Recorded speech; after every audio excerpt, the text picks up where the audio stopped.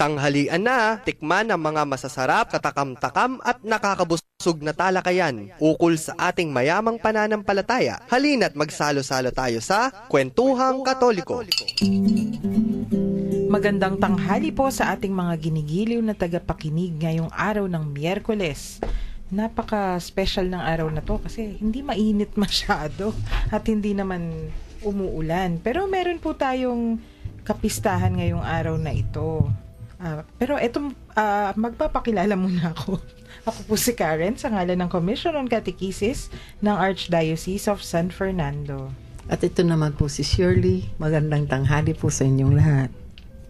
At si Among Jean po ng Cathedral, ang inyong kakwentuhan din sa araw na ito. Napapadaldal tayo. Sumasablay pag off the air, nagdadaldalan. On the air na, daldalan pa rin. Binanggit mo yung kapistahan natin. Kapistahan ng ngayon, no? Yung kay San Bonifacio, San Bonaventure. Isang Buenaventura. Oo, naging isang Franciscano, no? Actually, halos nagkaapang-abot sila ni Saint Francis nito Oo. Franciscan. He was one of the isa siya sa mga naunang mga during the early times ng Franciscan order. Nagkapang-abot sila ni Saint Francis. Kaya nga siya ang naging Minister General nila, no? Nung mawala na si San Francisco. At naging cardinal pa. Aba, ang galing. Obispo ng Albano sa Italia. Among pag sinabing minister, di ba, parang yan yung mayordomo. Yes. Iba-iba kasi yung tawag nila. May mga tinatawag na superior. Like the Jesuits, no? They call yung pinaka-head nila Father General. Pero Father may ministers General, po sila. no? Or yung iba, Superior General, may Master General. Yung sa mga Franciscans, Minister General. Some other names pa yata. Yung iba, parang basta may mga ibang-iba silang terms. But ibig lang sabihin yung kanilang pinaka-head nila sa kanilang congregation. At naging famous itong si San Bonaventura for his many ascetical and spiritual treatises. Aba, ibig sabihin magaling din na nagsusulat. Magsusulat siya. And siya ang parang equivalent kung ano si Santo Tomas ng Aquino sa mga Dominicans. Siya naman sa mga Franciscans. Kaya nga sa Santo Tomas, no, tinawag siyang the angelic doctor. Siya naman was known as the seraphic doctor. Aba, parehong angels. Angels siya. Iba na lang yung Ranko. Seraphico. Ano ba yung mga seraphims? Pang ilang level ba yan? May 9 choirs of angels. Naku, magandang talakayin yan afterwards. Pagtapos na, dumadami yung listahan natin. Di pa, kasi binanggit mo na din yung piyesta ng ngayon. May kahapon actually, merong isang nagpiesta kahapon na hindi siya masyadong kilalang santo. Si San Camilos ng Lelis, no? Saint Camilos of Lelis, ang founder ng mga Camillian Fathers, no? Si Father Joel kahapon, minisa niya ito. And siya ang nag-found nitong mga congregation na nakatalaga, no, sa pangangalaga sa pangangasiwa ng mga hospitals din. Para sila yung mga hospitalers of St. John, no, sa San Juan de Dios, no. Si San Camilo, ang ganda ng buhay nito, may pagka-related kay San Ignacio. Isa siyang dating sundalo. At mayroon siyang isang katangian itong si San Camilo. Nalulong sa sugal. Naging sugarol. Oy, wag niyong isipin ngayon na siya ang patron ng mga sugarol, no? Bawal pa rin. Bawal 'yon. But na-convert siya kasi yung talagang nasira ang buhay niya sa pagsusugal. Kaya kung kayo po yung mga sugarol, no, magdasal. Kung kayo ay magdasal ni para manalo, no? Hindi yung kung kayo po ay nahihirapan, no, na umiwas sa inyong bisyo, yan, tawagan ninyo si San Camilo. Tutulungan po niya kaya kasi he lived a life of frivolity at sa sugal. At nalulong siya, nasira ang buhay niya until one day na-realize niya kung gaano na yung pagkalulong niya sa bisyo kasi may panahon daw na kasi yung isang sugal na yung inaano niya, yung tinatawag na Dido. Dido? Dido, dice. Okay. Okay. Inaalog mo yung dice. Opo. Ano yung nangyari daw? Nananaginip siyang, inaalog niya yung kamay niyang gano'n. Kasi dice nasa sistema na ng buhay niya. That's then when he encountered na rin ang mga difficulties sa buhay, natagpuan niya si Kristo. At yun ang una niyang conversion, that humiwalay siya sa buhay na bisyo. May padadalhan ako ngayon ng prayer card ni St. Camillus. I-mail ko secretly. Parang alam ko. Among talaga. Mapapahamak sa presidente tayong lahat. padadalan ko yun sa sa presidente ng PAGCOR. Hindi na secret. Pero Ay, nasabi. Anyway. nakakatuwa yung mga santo natin. Yung sabi nga, nagsimula tayo sa isang Franciscan, di ba? Si St. Francis din. Yes. Lumaban din siya sa gera. Oo. Kaya siya nagkasugat-sugat at napauwi. Siya naman sa chivalry yan. Tapos yun, sabi niyo, si San Ignacio, isa ding Sundalo. sundalo. At kung hindi na durog yung kanyang tuhod, wala tayong naging San Ignacio. Yeah. At si San Camilo. Yes. Yung mga yan, talagang among, di ba? Oo. Yung Ang alam ko din si buhay. Jerome Emiliano yata, yung founder ng mga Sumaskans din. Yata. Oo. Hindi ako... Ganon din nata Check ang natin. pinaganuhan niya eh.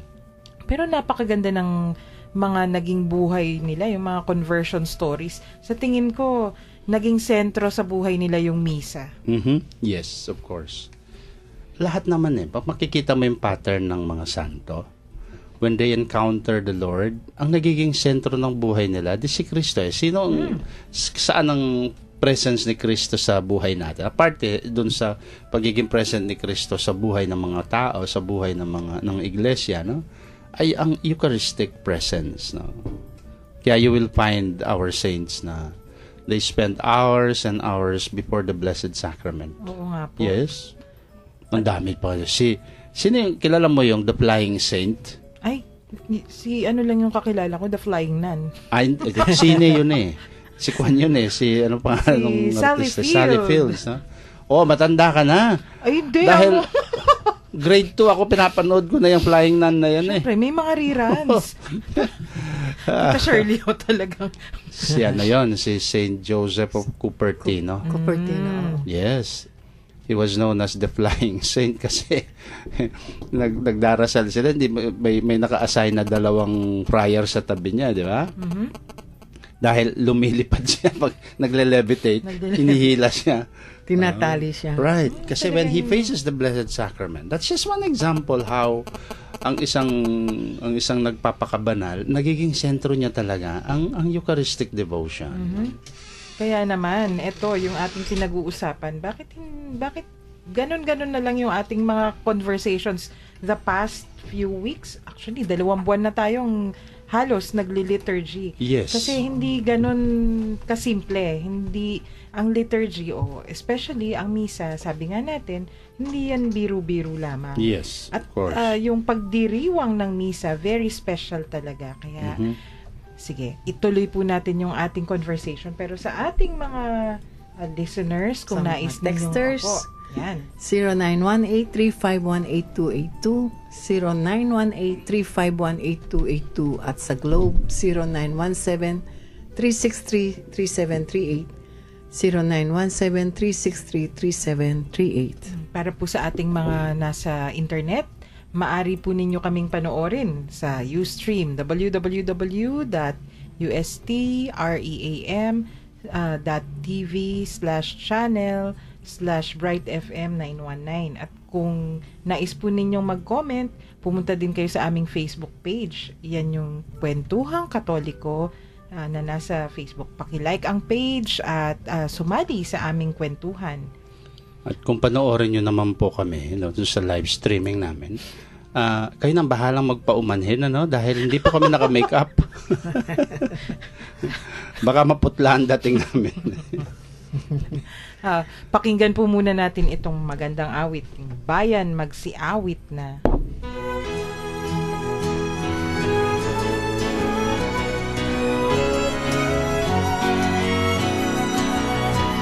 Bayan magsiawit na,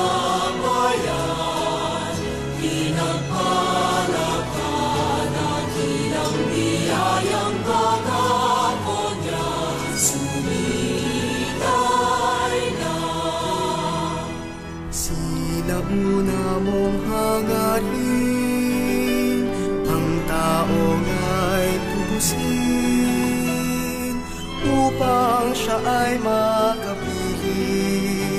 mapag-irog na Diyos natin.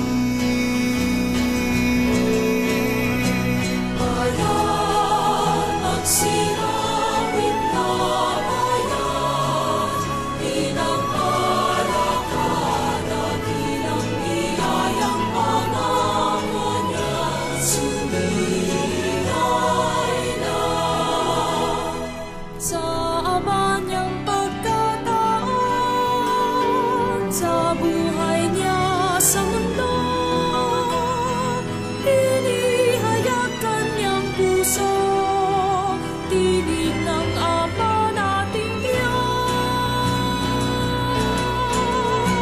Bayan, magsirawit na bayan, pinagpalakad at ilang biyayang pangako niya, sumilay na. Pananatili niyang tunay, Espiritong ating kamay, kahulugan at pag-asa, pagmamahal at biyaya.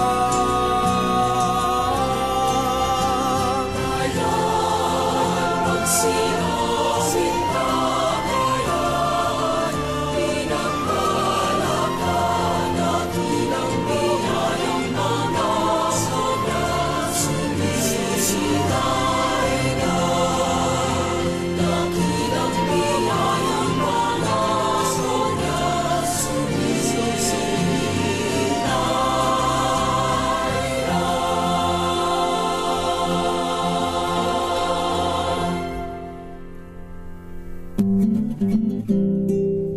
Nagbabalik po ang Kwentuhang Katoliko dito pa rin sa 91.9 Right FM. Ang ganda ng awit, Bayan Magsiawit.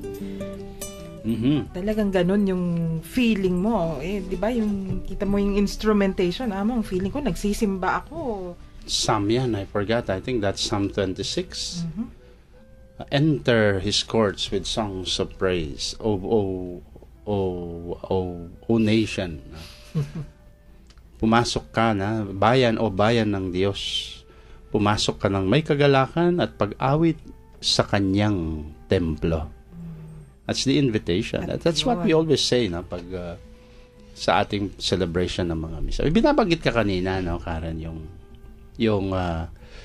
kaya dinidevote natin yung time natin dito sa liturgy, nakapokus tayo sa sabihin na natin mother of all liturgies, no? Ang celebration of the sacrifice of the Mass. Dahil diyan ang buhay no? Yan ang buhay ng pinakasentro ng buhay ng ating pananampalataya. That is the presence of Christ in our midst. Kaya sa mga simbahan, parati nandiyan ang presence ni Kristo sa tabernacle, no? Yung Eucharistic presence na yan. Kaya ganyan na lamang ang ating mga pagbibigay halaga, no, sa mga lugar. At kung sabi nga, yung mga simbahan are sacred places that are intended for the expression ng ating pananampalataya nitong mga mysteries of our salvation. Yep. Uy, sandali, naalala ko yung mga dapat batiin sa araw na ito. Okay. Kasi kagabi, may nagbulong sa amin, hindi nyo ba alam, dami nakikinig sa inyo sa palengke. Actually. So binabati po namin ang ating mga kapatid, di kayo pong magtindagan kayong palengke ng City of San Fernando. Lalong-lalo na po retang magbubuko. Magbubuko. Yeah. Nakikinig daw sila habang nagbabalat sila ng buko. Pati yung mga nagtitinda ng tinapa. Tayo. Tinapa, Kasi bumibili ako sa kanila, pero syempre, hindi ako. Sinasabi mo, ikaw yung naririnig nila. Hindi maniniwala yun, no? Oo nga Baka sabihin sa boses, nila. sabi, hindi bagay. Baka sabihin nila, ay sus, hindi ka naman mukhang radio talent. No? Nakakatuwa naman. Kasi pag nakikinig, kung minsan naririnig ko pa sila, sabi nila, pinagdedebatihan pa nila, puta ka nung sisimba, malyari tang makabaditaktak. Sabi ko, oo nga. Ibig sabihin, nakikinig sila. Nakakatuwa naman, Among. Pero yun, yung pampadagdag sa ating kaalaman ngayong araw na ito, yung mga simbahan. Naisip ko po kasi, yung mga simbahan, sabi natin kahapon, sabi ninyo, iba-iba na yung size, iba-iba yung hugis. Hindi tulad dati, pag simbahan, cruciform, ibig sabihin, nasa forma ng krus. Yeah. Di ba yung mga lumang simbahan nga naman, yung cathedral, kahit medyo maikli yung transepts yung parang wings, yung sa tabi ng malapit sa altar. Right. Kung pupunta tayo sa Guagua, may transept din yan. Yung Betis may transept. Yung mga lumang simbahan, may mga arms. May shape yan. So, yun, nasa forma ng krus. Pero ngayon, hindi na Iba-iba na. Yung natin, kasi hindi mo napapansin, maski ikaw na pumapasok sa simbahan, you will not notice it kasi nasa sacred, I think yun ang yung sacred space na you get lost in it.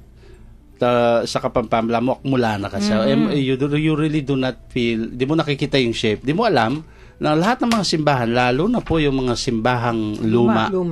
Are in the form of a cross.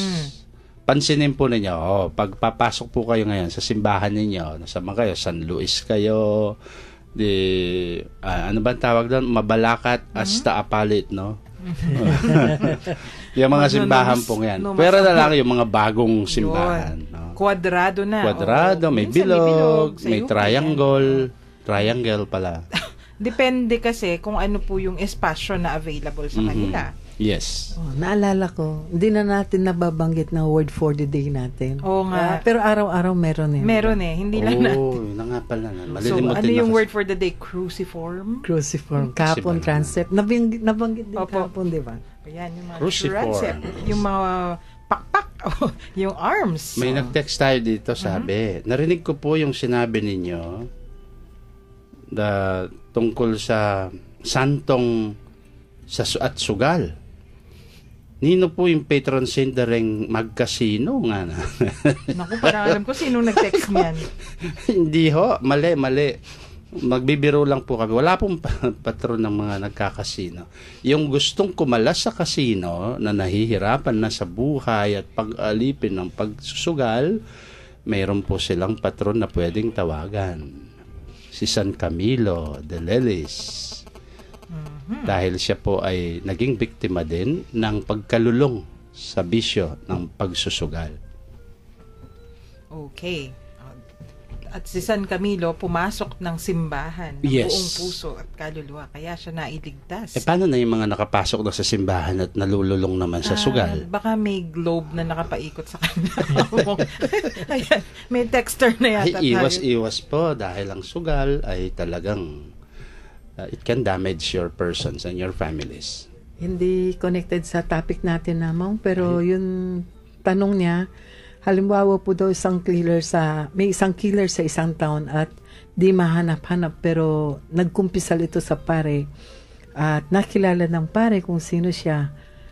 Ano pong some sort of confidentiality o paano po kung salot na sa lipunan at si father ang sagot para sa mga solve ang crime. Okay. Parang sino curious lang po. May para ding ganun yan, that is a kind of situation na it may happen, but I don't know how many in a million it could happen, no? Yung situation na yan. Pero tulad nung halimbawa, nung kami nag-aaral, tatanungin kami, ikaw, sabi niya, pari ka, nangumpisal sa'yo ngayon yung sakristan mo.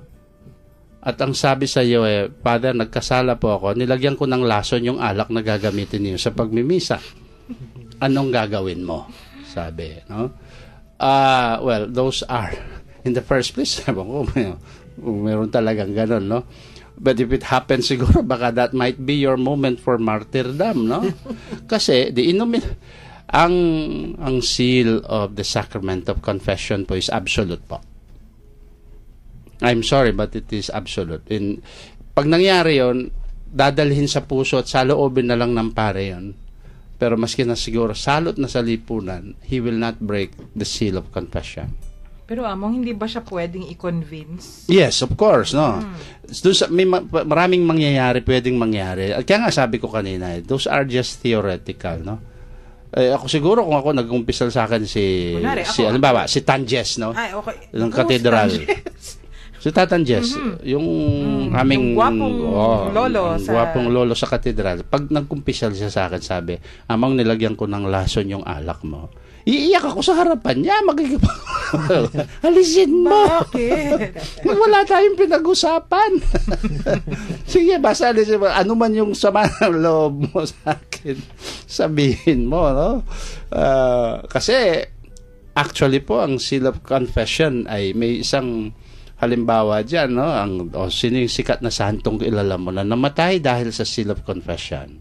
Naku. Sino nga ba yun? Oy, sa parokya ninyo, meron kayong patron na ganyan. San Juan Nepomuceno. Yes, si San Juan Nepomuceno po. Kaya, nasanay tayo dun sa picture ni San Juan Nepomuceno na nakikita ng, nakasuot pare siya, tapos meron siyang hawak na cross. Oo, tapos may hawak siyang, yung palm, no? Pero meron pong isang larawan si San Juan Nepomuceno na famous sa Europe. Nakakano siya yung sign, yung parang Victoria's Secret sign. Yung Victoria's Court. Victoria Court pala, hindi Victoria's. Sorry. Kayo kasi pinag-uusapan niyo yung Victoria's Secret. Perfume. Yung naka-sign siya, kasi yung silent sign, nakaganon yung daliri niya sa bibig niya. Kasi po, siya confessor ng reyna ng kanyang sovereign, lugar niya, ng bayan niya. Galit na galit yung hari. Gusto niya malaman kung kinukumpisal na reyna. Nagkaroon ng problema. So, to cut the story short, he asked si Saint John Nepo. Ayaw niya. Hindi niya i-reveal. Hanggang sa pinatorture niya, pinapatay niya. But the saint died keeping the seal and the secret of confession. So, yun po kung totoo man yan siguro, but you will have to maintain absolutely the seal of confession. Ito po yung isang text. Nagmisa po ng Saint Camillus na po King Makabali. Sinabi na po nitang migmisa Saint Depuring Doctor, Nurse, Sick, and Workers. Oo, kasi siya, no? Siya po, yung huli ng last part ng buhay niya, dinivote niya kasi sa panggagamot. Kasi nagkasakit siya. Pero binanggit natin yung part ng conversion niya. No, hindi po siya ganong kagad naging patron. He struggled dun sa kanyang naging pabigat sa buhay niya. Isa dun sa mga naging pabigat sa buhay niya, ang pagkalulong niya sa bisyo ng pagsusugal. Baka akala niya ang pagkakaintindi niya sa sinabi mo kanina na santo siya ng mga sugarol. Sabi natin, nagpapatulong. Hindi, ang sinabi naman niya, magpatulong sa bisyo nila. Right. Patulong din po kayo. Kasi nanggagamot din I'm sure, he will be praying for your healing physically, but he will also pray for your healing, most especially of your souls. At ng inyong mga puso at damdamin na pinabibigat ng mga bisyo at ng paghihirap ninyo. At lahat naman ng bisyo kasi, yan, in a way, sort of a sakit. Kasi hindi nga lang physical, hindi ka nasugatan, pero psychologically coping daw po kasi yan. Yes. So, balik tayo sa simbahan na among... Kung di ka makapagligaw, ibig sabihin, ligawan mo, baraha, yung Queen of Hearts. Para mo na akong diniligawan. Coping siya naman. Nakikita mo. Coping mechanism. Coping sa katorpehan. Ay, naku, magagalit sa atin yung mga nagkukwaho sa San Matias niyan. Greetings po sa mga tagapakinig natin parishioners ng San Matias. Hindi sa Santa Rita. Ayan, yung aming mga co-workers sa cathedral. Yung pinagalitan ako, baka hindi ko sila batiin. Ang mga katikista ng cathedral, ang aming mga barrio co-workers, no? Sa Lourdes, Chopaco, yung sa Baritan, Santa Teresita, Tinajero, yung dito lang sa kabila lang yan, no? Nag-roll call na si Amo. At of course yung sa Ponduan, no? Yan, malapit lahat sa atin yan. So, babalikan ko po yung tanong, Among. Kung dati, cruciform o sa hugis ng krus, ngayon, iba-iba na. May kwadrado, may triangle, may bilog, may rectangular. Pero ano po yung natitira na pareho pa rin? Kumbaga, ano yung minimum requirements na hindi pwedeng, o non-negotiable, hindi pwedeng tanggalin? Of course, no. Ang altar, no? Definitely. You have to have the altar, tapos the ample space for the faithful to be around. Yung tinatawag nating the nave, no? O yung mismong sala ng buong simbahan. Yun po yung kung saan umuupo yung karamihan ng tao. Oo. Then the sanctuary, yung tinatawag natin, yung pong sanctuary, yung kung saan magmumula na yung altar. Kung may steps yan, no? Halimbawa, karamihan sa mga altar natin elevated. So, doon po, magsisimula doon sa first step, yun ang tinatawag na sanctuary. Sagrario. No? So, sige, may bagong chapel, kunwari, o may bagong simbahan. Pagkatayo po ba nun, pwede nang pagmisahan kagad? O may rito muna? Mayroon, siyempre, no? Ang kung chapel lang siya, we call it a chapel blessing. Pero kapag simbahan na buong pamparokya, there is the dedication, of course, ng simbahan. Mas solemne yon. Kasi yung chapel hindi naman yung ng sentro talaga ng parokya. But whereas the parish church, at doon talaga ang lahat ng celebrations doon nakasentro. Kaya, being the mother church ng parokya, ang parish church, ay dinededicate yan. Ayun. Kaya pala, Among, kahit hindi ginagamit masyado, o let's say, may isang chapel na isang beses lang ginamit, pero sasabihin ng mga, usually sasabihin, sagrado yan. Siyempre. Blessed pa rin yan. Yun. It may not have been blessed in a way, ang pagbe-bless sa isang parish church, but the same respect. It demands the same respect, the same treatment. No, dapat kasi mga sacred places lahat yan. At sabi nila, usually ito sa Europe nangyayari. May mga chapels or churches na kasi hindi na ginagamit, abandoned na. May rito pa rin pala. Yes, the act of ano ba yun? Hindi naman desecration. No. Mayroon pang parang right of atonement na ginagawa dyan. Bago gibain ang isang lumang simbahan. Bago gibain o bago gawing, kunyari, yung parang iba po may kasi reparatory prayers. Gagawing museum or hotel or restaurant Right. or yung iba naman library kasi tahimik na daw yung lugar. So, hindi, kumbaga, kung ano na tahimik na as it is, konti na lang yung iibahin. Yung iba, may mga requirements. Pwedeng alisin ang vestiges of the divinity. Like, alisin yung tabernacle. Siyempre, hindi mo na iiwan yun. Yung mga crosses, yung mga beautiful windows, like, kung mga stained glasses windows na religious, pwedeng tanggalin yung palitan ng iba. Opo. Ay, opo. Maybe kasi the structure can be kept. Alam nyo, sa New Zealand, lakbay ulit tayo, no? May isang simbahan doon na binenta ng Church of New Zealand, Anglicans. Yung binenta mga nila. It's a Protestante. beautiful Gothic church. Actually, Chiesetta, or it's a small church. Hindi naman siya maliit na chapel. Kinonvert nila ng restaurant. Kumain ako doon. Masarap po ba? Tapos Banal ang... pipiliin ko sana yung upuan na pipiliin ko yung doon sa may altar sa mataas. Hindi ako makapunta doon. Yun ang bar nila. Ay! Doon nilagay yung bar. Tapos yung mga dating sa nave, doon ang mga tables. Yung mga side windows, doon yung mga ibang side tables. May bilyaran pa nga doon sa isang Pero, you could only say it is a church sa structure lang sa labas. Lahat ng mga windows tinanggal, and you will not find any vestige apart from its form as a skeleton as a church. But still, nakakaano din. Although, sabi ko, Anglican naman. Hindi. Pero, maski na, no? Kahit, opo. Yung mga windows pala, ito, trivia. Na-discoverin namin ito, Among, nung nagre-research kami para sa inventory ng simbahan. Kahit di nyo pinapagawa. Ginawa ni na Ashley at ni na James. Yung sukat kayo ng sukat, maski tornilyo binibilang mga exactly. Pati bato, pati bintana. Kapag yung stained glass windows pala, may image ng mga santo, ng mga angels, yan, may icons, may separadong blessing pala yun. Yes, so, of hindi course. lang sila window na may decoration. Yes, kasi sacred images pa rin yan. Yes. May some form of dedication din sila. Ano?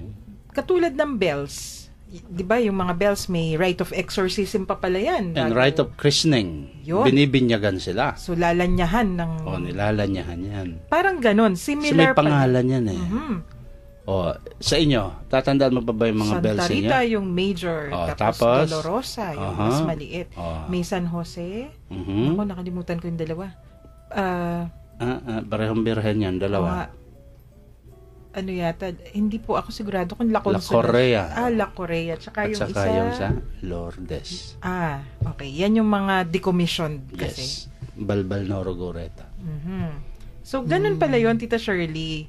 Kung may christening yung bells, may sariling rito, pati pala bintana. So, sabi namin, hindi pala pwedeng basta-basta na lang yan Alisin. aalisin. Mhm, Kunyari, yes. di ba ngayon, uso yung, uso din, palitan na, alilan la rin. Hindi pala pwede yun. Hindi, Kapag may images, yung Hindi mga... basta-basta. Kasi they become part integral already to the dedication ng simbahan. Hindi sila accidental na dinala lang eh. Lalo na kung talagang mga original parts sila. No?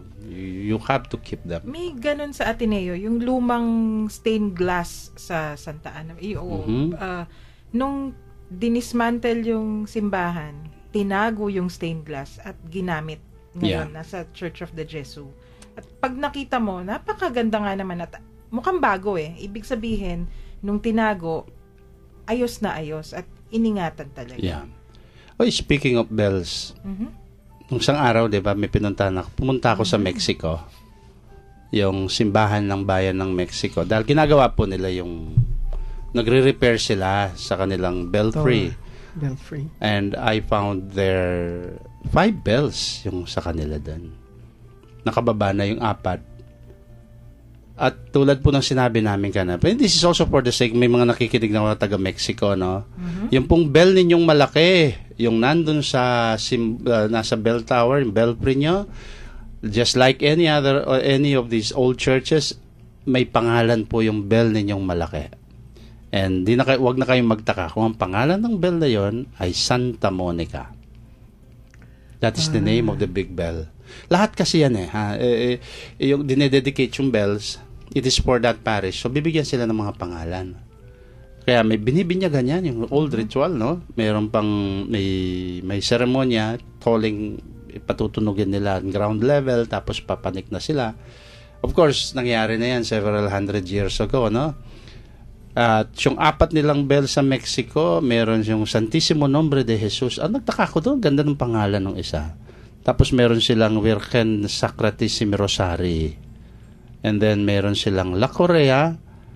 Yung isa hindi ko na matandaan, hindi ko maano yung pangalan. Ano yung La Correa mo? La Correa, yung Our Lady of the Cincture, Our Lady of the Cord. Korea, Cord. Yun yung La Consolacion, Cord. yun ang Consolacion. Virgen that looks similar to the Our Lady of the Rosary, but siya yung devotion ng mga Agustinian fathers. Yung dito sa cathedral mo, may pangalan din? Meron din sila. Pero, di ba, pinalitan na yung malalaki? Oo. Yung mga nandun sa side natin, huwag mo kong tanong, hindi ko pa tinignan yung pangalan. Kasi nabura na yung may 3 malalaking bells doon. Oo. Ang isa, I'm not sure, but I'm sure, pero wala yatang San Fernando. Kasi di ba among yung unang Ang patron naman talaga is not San Fernando It's Our Lady, Our Lady of dedicated to Our Lady of the Assumption. So, yan pala, mga sagradong lugar. Oo, at ngayon mga ko lang nalaman yan. sagradong bagay sa mga lugar. Hindi basta-basta na lang yan ginagamit, hindi lang Yes. basta-basta pinapalitan, hindi basta-basta in Kapampangan, kikimutan. Yes, ang mga sacred places na yan. At pagdating sa paggamit, ang batas ng simbahan ay malinaw dyan. No? Canon 1210. Ano po yun, Among Jean? Canon? Canyon? Canon 1210. Canon law. Yan po yung batas ng simbahan. Yan po kasing sacred places are defined as those which are assigned to divine worship or to the burial of the faithful by the dedication or blessing which was prescribed for this purpose. No? So, sacred places po yan. So, ang sabi ng canon law o batas ng simbahan, yung a sacred place, only those things that are permitted which serve to exercise or promote worship, piety, and expression of religion. Anything out of harmony with the holiness of the place is forbidden. Oh. Talagang maselan. Maselan in the sense na hindi basta-basta. Right. So, hindi mo pwedeng i-allow. Ang mga simbahan ay hindi tulugan. Hotel ang tulugan. Kaya yung mga yung mga EMDC na natutulog sa simbahan. Bawal sa sacristy. Hindi lang sa pagtulog. yung mga natutulog sa upuan. Ay, habang nagsisimba. Habang nagmimisa. Binabawal po yan. I think yung mga activities lalo na, no, yung that tend to be even contrary to worship, like pinagdadausan ng mga programa. No? Sa chapel, kahit sa chapel lamang? Yes, sacred places yan eh. Dami yan, no? Pero ina-allow yan, an ordinary, ang isang obispo, ang sabi naman niya, may however, for individual cases, permit other uses, provided they are not contrary to the sacred character of the place. Ayun. Kasi kunwari, concert na pangsimbahan, pwede ba yun? Pero depende rin naman kung anong kino-concert, no? Walang naka-bikini dapat. Baka kung awitin yung bikining itim, rock and roll. Talaga. Rock and roll. May mga magte-text na naman sa atin yan, akala seryoso. Pero eto yung si Mang gawin silang alimbawa, pag may malaking bagyo, deluvyo, no? Walang matakbuhan, masilungan ng mga tao. Maaring paano yun? Iba naman wala yun. Talagang sisilungan. Or nung gyera, no? Yung gyera. Yung mga nasusugatan, ginawa silang mga hospitals. Mga marami yan. Simbahan. Mamaya, pagkatapos ng ating break, may tanong si Mang Amando. Pero babalikan natin yung question kanina tungkol sa Seal of the Confessional. Pakinggan muna natin itong awit na halo sa Salmo 63. Kilala ni Among Jean yung composer nito. Kwento natin mamaya.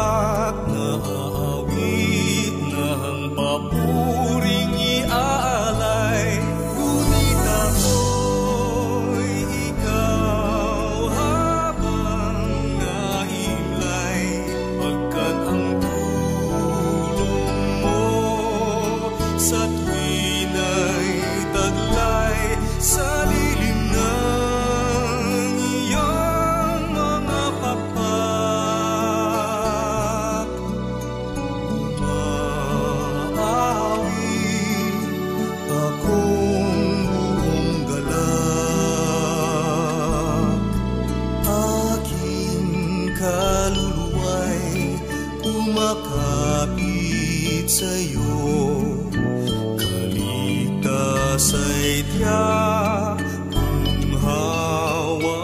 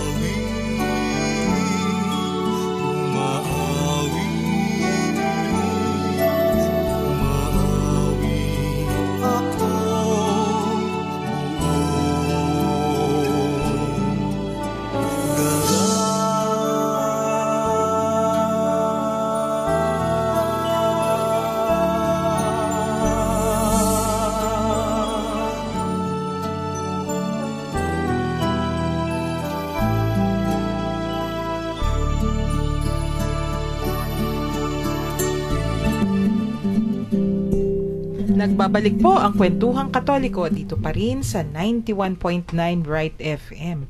Yun yung awit ng paghahangad. Ganun sana yung ating paghahangad para sa ating Panginoon. Yes.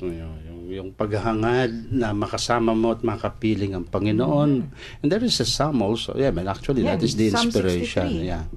Yung naghahangad akong makapiling kita sa iyong banal na templo, sapagkat a day in your presence is more than 1,000 years. Right. At yung composer po niyan, Among, Kapampangan yan. Father Senson. Yes, si Charlie. Father Charlie Dati Senson. kong parishioner sa San Yes. Matias yan. Yung kanyang mga pamilya, nandyan pa yata. Giniba na yung bahay nila, nakita ko. Kasi nasa States na sila Right. halos. Pero alam ko may pinupuntahan pa yata sila. Sabi ni Mang Amando kanina, question ni Mang Amando ito, noon po daw, nung tinuturo sa Philippine history, the existence of the Katipunan was discovered through the revelation of a church minister that he got from a confessor. Mhm. Paano daw po yun? Kung totoo man yun, no? If ever, si Saide yun eh. I think that was the book of Saide. Maraming inaccuracies. Yes, but I put a big question mark on that. Pero kung totoo man po yun, the priest should be excommunicated, of course. Mhm. Yes, no, dahil walang reason for us to break the seal of confession. In fact, mamatay ka na. No, tulad nung nangyari kaya na. Pero kung totoo man po yung kinlaim nitong ng ating mga nakagisnang historian, kasi wala pa noon panahon noon, iisa lang ang mga nagkukwento ng history. True. Oo, kasi hindi katulad ngayon na talaga nire-research, pinakikialaman, and then to balance, no? But it would be wrong siguro. It is too much naman to just accuse, no? It is true confession. Actually, naku, Among, parang 3 linggo yatang topic yan kung pag-uusapan natin yung Philippine Church history. Ayoko dyan. Sige. Dahil masakit sa tenga. Amang may text si JD. Masyadong sacred ang kwentuhan. Hindi ako makapag-comment. Takot akong mapapa. Hi na lang kay Monsignor. Ano yan? Lalo ka mapapa, JD. Dapat siguro si JD isang beses yayain nating magkape at pero dapat dito sa studio. He's a good guy. maraming kape sa baba. Si Owen nakikinig ngayon. Si Owen yung isa sa ating hindi lang listener kasama Excuse natin me, yan sa Heritage. wag lang Owen para malaman sila. Okay. Si Architect Owen Canlas. Okay. Yes. At si Architect Canlas ay friend ng Archdiocese yan. Ibig sabihin, di ba, Tita Shirley? Kung ano-ano yung pinapagawa sa kanya, gratis. Et amore. Integral member ng ACCH yan, ng Archdiocesan Commission for Church Heritage. At kapag may may mga pansugod, yan, kasama si Owen. Siya pinambabato ni Bishop Ambo. At ni Father Pep. Nakikinig daw sila na sa may parking lot sila ng patio ng katedral doon sa sasakyan nakikinig. Kasi may gagawin in a few minutes. Yeah. Magsusukat na ng katedral. Tayo lang kayo, Owen, magla-lunch pa kami. Sabi ko, sa bayan ang ating Sama niya si lunch. Jimmy. Si Jim. Yung kanyang anak-anakan. Ay, naku, nakakatuwa. Churches kasi yung usapan. Yes. Kaya talagang nasali si Architect Owen sa usapan. Gusto niyo po magpagawa ng magandang simbahan? Kontakin si... Plugging talaga. Oo. Yan, Among, yung sukat-sukat kanina pa natin pinag-uusapan, integral din sa ngayon, yung alam natin kung ano yung simbahan, ano Yes, yung of mga course. measurements. Yun nga, pati yung mga bintana. Sabi nga ni Among, pati pako, pati... Kailangan may bilang yan. Kailangan nakabilang. Yeah. Kasi you have to, no? Pansinin natin yung gospel ni Matthew. Alam natin yun nung nagalit si Kristo nung datnan niyang templo. Ano ang ni-recite niya? Yung kay Isaiah yun Isaiah 54 or 48. Yung zeal for your house consumes me. Nung pinagtaboy niya yung mga hindi dapat na nandoon sa loob ng templo, nung pinagtatanggal niya yung hindi bagay sa kabanalan ng templo, at binanggit yun doon naalala ng kanyang mga alagad, no? yung sinabi ng propeta Isaías, no, na ing kapag masabalan para king kang baleo Diyos nga, milalablab king kanakong puso. That's why zeal and solicitude for the houses of worship should be also a very, very ang tawag doon, should be felt Opo. in our churches. Actually, kung itatranslate natin sa current linggo yan, alam ni Tita Shirley dito, sabi sa management, you cannot manage what you cannot measure. Yes. Kaya kung hindi mo alam kung ano yung laman ng iyong simbahan, paano mo nga naman i-manage? Totoo yun. Paano ka magpapa-repair kung hindi mo alam kung hindi kung ano yung measurement ng mga beams ng yun nga, yung tako. Totoo yan. Kaya ang sacred places should be treated as such. Kaya yung binasa natin sa Canon 1210, no? Yung dapat talaga isa dun sa mga palatandaan ng ating hindi lang paggalang kundi pagmamahal at pagbibigay care for our churches is you only allow, no? Only sacred things should happen inside the church. Only those things that promote and harmonize religion and worship and spirituality. So anything contrary to that, hindi dapat payagan. Kumbaga, may objective ka kagad. Kung labas sa objective na yon, hindi pwede. Yeah. Hindi naman sa pinagmamaramot. Hindi naman maramot yung simbahan eh. Actually, the church is very generous. Yes, of course. Pero kung saliwa, hindi talaga pwede. May ibang lugar naman. Kasi naman yun din ng one of the human tendencies kasi ay parang ang mga simbahan if you just treat a place, nandun yung Santissimo, and then yung mga simbahan na pinagdarausan ng piyesta, ng ginagawang restaurant, pinagkakainan, oops, laho kasing lugar dun sa amin eh. Di pagawa kayo, bakit kayo sa loob ng simbahan kakain? Pwede namang mag-tent. Marami. Hindi naman kailangan magpatayo ng Coliseum. Right. But yun ay isa lang doon sa to making sure that our sacred places are kept. And then doon na yung cleanliness, no? Andyan na yung part of the solicitude for lugar ng ating pinagdarausan ng ating mga liturgical celebration, no? Yung paglilinis. Ay, may naalala ko, Amo. Yung kwentuhan natin kanina na kunyari pag may bagyo, may sakunang dumating, binubuksan naman yung mga simbahan para doon. May naalala ko, isang pare, ginawa, sa Mindanao yata ito, may giyera. So, pinapasok niya yung mga tao sa simbahan. Pero, hindi lang sila in Kapampangan, kasat-kasat at lukluk-lukluk. May Liturgy of the Hours. At pinagmimisa niya. Invite niya magdasal. Oo. So, may evacuees sa loob ng simbahan. Pero hindi nawala yung character. Tsaka tandaan nyo, nasa loob kayo ng templo, no? Yun. Pinapakain naman niya, pero kasama na yun. Yun na nga, yun sinasabi na under normal circumstances. No? Pero pag talagang kailangan, of course, a bishop is authorized, no? To allow the use of churches and other sacred places. Naku, bitin na naman ng ating kwentuhan. May kukwento pa sana ako na. Hindi tayo naaalis ng... Oo nga, bitin, lagi. Pasok ko yung dalawang text mo. Sige po. Sige. Tanong lang po, ba't wala po katang chapel sa JBL 5 days na confine anak ko? Di ko makita. At sinong saint doon? Calling... Public hospital po kasi yung JBL. Pero dati meron yan eh. Oo, nung 30 years ago, nung nagmimisa ako doon, meron dyan. Si Ma'am Lumanlan, yung retired na nurse, meron kaming lugar na pinagmimisahan dun sa Old Hall. Ewan ko lang ngayon, no? Kasi dami ng binago. Oho. Ay, ito pa pong isa. Good PM po, among yaku po Janine Nugid. Makiramdam ko po kaya kayo. Yaku po itang panyad ng South Jessie.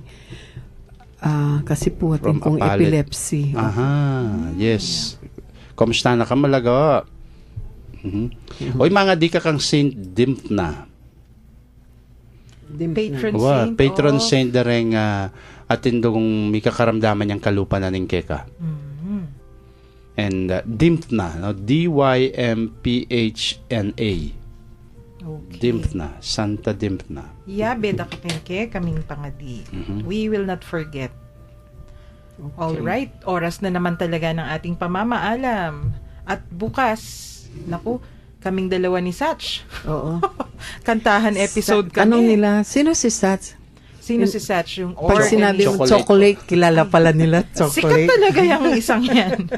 At bukas, babalik po kami para magkantahan muli habang sina Among Jean, Tita Shirley at Among Joel kasama ng Cathedral Community ay nagpipilgrimage. Pagdasal nyo kami bukas. Maagang alis namin 4 in the morning.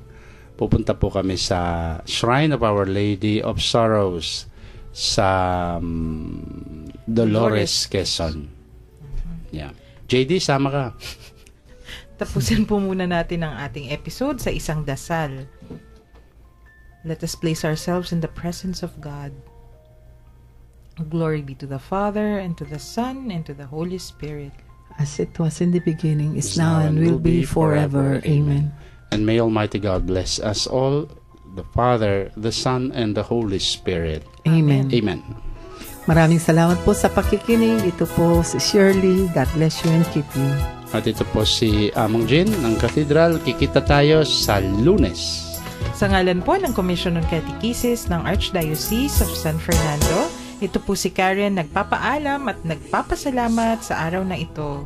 Ating ibunyag, awitan siya, pagliligtas ng Diyos na sa krus ni Jesus, ang siyang sa mundo'y tumubos, langit at lupa siya'y papurihan, araw at alay siya'y marangalan, ating pagdiwang pag-ibig